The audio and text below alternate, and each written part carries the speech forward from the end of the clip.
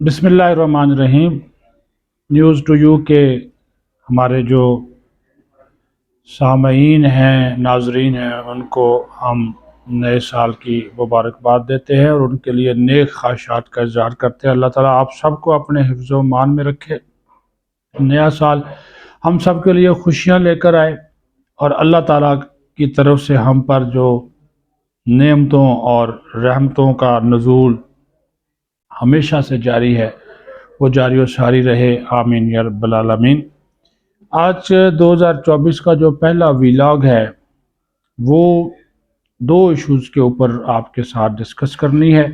एक तो army chief मुख्तलिफ़ तकरीबात में, मुख्तलिफ़ जगहों पे, कॉन्फ्रेंस सेमिनार्स में जो गुफ्तगू कर रहे हैं उसका लुब्बे लबाब क्या है, उनके जहन में क्या है, वो क्या करना चाहते हैं।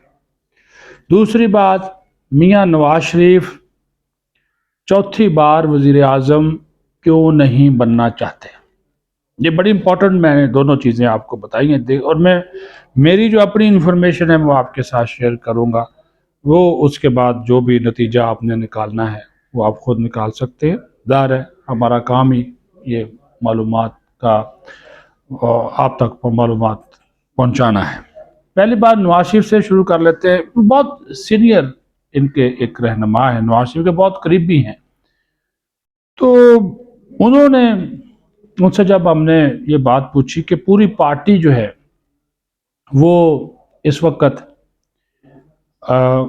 रोज़ाना की बुनियाद के ऊपर जो पार्लिमानी बोर्ड के इजलास हुए ये कहती रही कि मियाँ नवाज शरीफ जो है वो हमारे वज़ीर आज़म होंगे और चौथी मरतबा वज़ीर आज़म बनेंगे।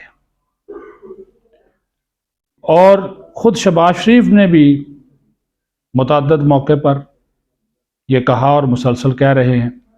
एहसन इकबाल हो, ख्वाजा आसफ हो, यानी कि पार्टी के जितने भी सीनियर रहनुमा हैं वो सब कह रहे हैं कि नवाज शरीफ चौथी मरतबा वज़ीर आज़म बनेंगे और बनाया जाएगा।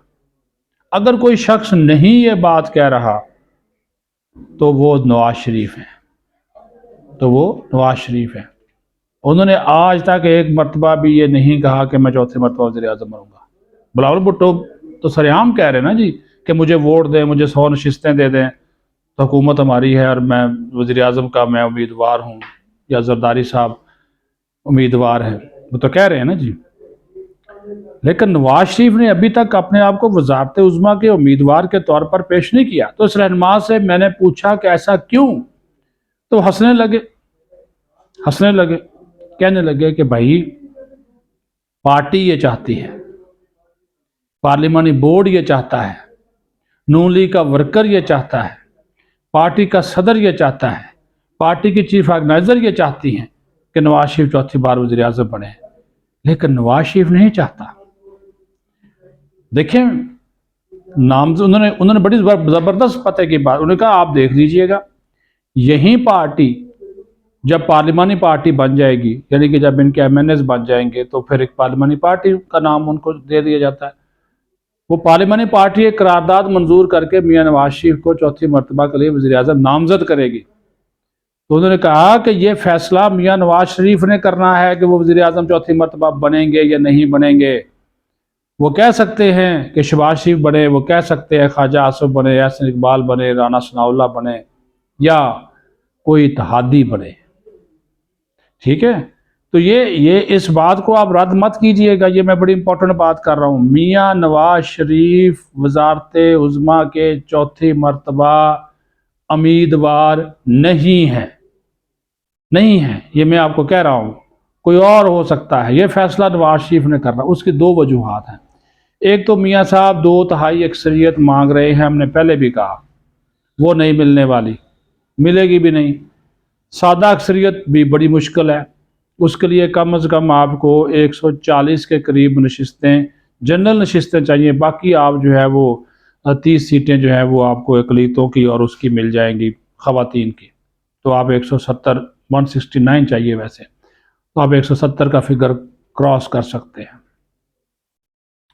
لیکن میاں نواز شریف اس معاملے کے اوپر مسلسل خاموش ہیں، کیونکہ وہ یہ کہہ رہے ہیں کہ جب تک 2 تائی اکثریت نہیں ہوگی میں فیصلہ نہیں کر سکوں گا، میں آزادی کے ساتھ بیٹھ نہیں سکوں گا، میں ان کا مرہون منت ہوں گا، تو لہٰذا میں اس قسم کی وزارت عظمیٰ سے باز آیا۔ تو پھر سب سے بیسٹ چوائس کیا ہوگی؟ شہباز شریف یا کوئی اور، یا مریم نواز، کوئی بھی ہو سکتا، یا کوئی اتحادی۔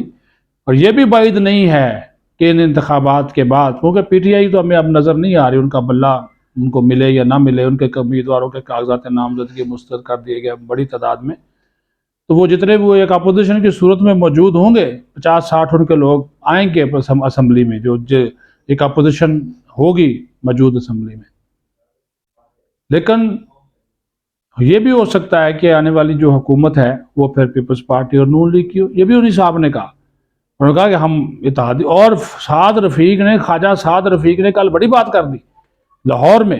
انہوں نے میڈیا سے گفتگو میں کہا کہ میاں صاحب یہ کہہ چکے ہیں کہ اگر ہمیں اکثریت مل بھی جاتی ہے، سادہ اکثریت، اس کے باوجود ہم تمام سیاسی جماعتوں سے مل کر حکومت بنائیں گے، یعنی کہ وہ قومی حکومت کی بات کر رہے ہیں، یہ فارمولہ ہے، وہ قومی حکومت کی بات کر رہے ہیں۔ تو یہ تو انہوں نے خود اشارہ دے دیا، یعنی کہ مسلم لیگ نون کو بھی یقین نہیں ہے کہ ہمیں سادہ اکثریت ملے گی۔ یہ بڑا امپورٹنٹ پوائنٹ ہے، ان کو بھی یقین نہیں ہے۔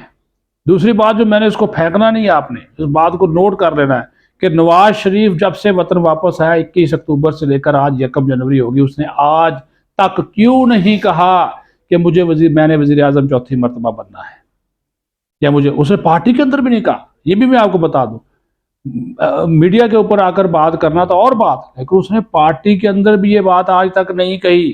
اسی وجہ سے نواز شریف نے ابھی تک اپنی باقاعدہ انتخابی سرگرمی اپنی، یعنی کہ جو خود شروع نہیں کی، کوئی بڑے جلسے سے خطاب نہیں کیا، ٹھیک ہے، وہ میٹنگز کر رہے ہیں، سارا کچھ تیاریاں شہریاں، لیکن وہ میدان عمل میں ابھی تک نہیں نکلے۔ اس کے لیے حمزہ شہباز، مریم نواز اور شہباز شریف خود جلسے کریں گے۔ نواز شریف 13 جنوری کے بعد متحرک ہوں گے اور 5 سے 6 جلسے صرف کریں گے، وہ بڑے بڑے شہروں میں 5 سے 6 جلسے کریں گے، اس سے زیادہ وہ نہیں کریں گے، ٹھیک ہے جی۔ اب آ جائیں آرمی چیف کی طرف۔ آرمی چیف نے دیکھیں وہ معاشی ترقی کے حوالے سے بڑا ایک اہم رول پلے کر رہے ہیں، اور گزشتہ دنوں جو کسانوں کی ایک قومی کسان کانفرنس ہوئی، تو اس میں انہوں نے جب کسانوں کی طرف سے یہ خدشات اور تحفظات ظاہر کیے گئے کہ ابھی نئی حکومت آ جائے گی، ابھی تو نگران حکومت ہے، تو نئی حکومت آ گئی تو جو کسانوں والی پالیسیاں ہیں، جو نئی جو حکومت آتی ہے وہ اپنی پالیسیاں بناتی ہے، تو انہوں نے ایک بات کہی، انہوں نے کہا جی نہیں، جو بھی حکومت آئے گی پالیسیوں میں تسلسل رہے گا۔ مطلب یہ ہے کہ یہ جو SIFC ہے، یا غیر ملکی سرمایہ کاری لانا ہے، یا کسانوں کو جو ریلیف دیا جا رہا ہے، یہ تمام پالیسیاں جو نگران حکومت یا عسکری قیادت مل کر آگے بڑھا رہی ہے، اس کے اوپر عمل درآمد جاری رہے گا۔ یہ بڑا میسج دیا آرمی چیف نے، یعنی کہ آنے والی حکومت اس کو تبدیل نہیں کر سکے گی، یہ میسج دیا، کیونکہ انہوں نے کہا جی اس سے بہتری آئی ہے، کیونکہ جو 2023 کے اعداد و شمار ہے معاشی و بحالی کے حوالے سے، وہ اشاریے بہتر ہیں، مثبت اشاریے ہیں۔ تو آرمی چیف نے بھی اپنا ایک بیانیہ دے دیا کہ تسلسل ہوگا، نئی حکومت ان پالیسیوں کو تبدیل نہیں کر سکے گی۔ مطلب یہ ہے کہ جو بھی نئی حکومت آئے گی وہ بھی پھر عسکری قیادت کے ساتھ مل کر کام کرے گی، انہی پالیسیوں کو آگے لے کر جائے گی، تاکہ ملک کے اندر جو بہتری آ سکے کوئی معاشی طور پر، کیونکہ دیکھیں مہنگائی کم ہو رہی ہے۔ ابھی انہوں نے کہا کہ رواں سال اس کو ہم جو ہے وہ 20 سے 25% تک لے کر آئیں گے، بے روزگاری کی شرح بھی کم کرنی ہے، لیکن سب سے بڑا ایشو یہی ہے کہ مہنگائی پر جو ہے وہ کنٹرول کیا جائے۔ ابھی بھی مہنگائی کی شرح بہت زیادہ ہے، تو آرمی چیف جو میسیجز دے رہے ہیں پالیسیوں میں تسلسل کا، یہ بڑا اہمیت کا حامل ہے۔ یہ 2 ایشوز تھے جس کے اوپر آپ کو اعتماد میں لینا تھا۔ اپنا خیال رکھیں۔ پاکستان زندہ باد۔